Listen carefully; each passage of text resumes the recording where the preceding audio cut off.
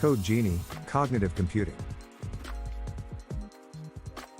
While many experts use terms like artificial intelligence and cognitive computing interchangeably, they are different. Cognitive computing refers to creating computing systems that understand, and maybe even simulate, human behavior and reasoning. When you look at the technology, cognitive computing and artificial intelligence have some overlap. Both AI and cognitive computing use capabilities like machine learning, deep learning, vision, and natural language processing. However, cognitive computing fundamentally differs from AI. These two technologies have different objectives.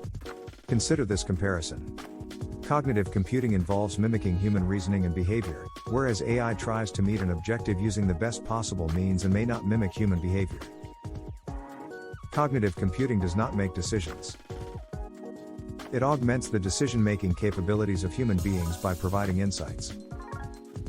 On the other hand, AI-powered systems make decisions and execute them. Dr. AI, a virtual advisor from HealthTap, is a cognitive computing solution. Using massive datasets containing medical profiles of patients and knowledge gained from doctors, this virtual assistant can provide preliminary medical advice. It can connect patients to a doctor whenever it seems appropriate to make such recommendations.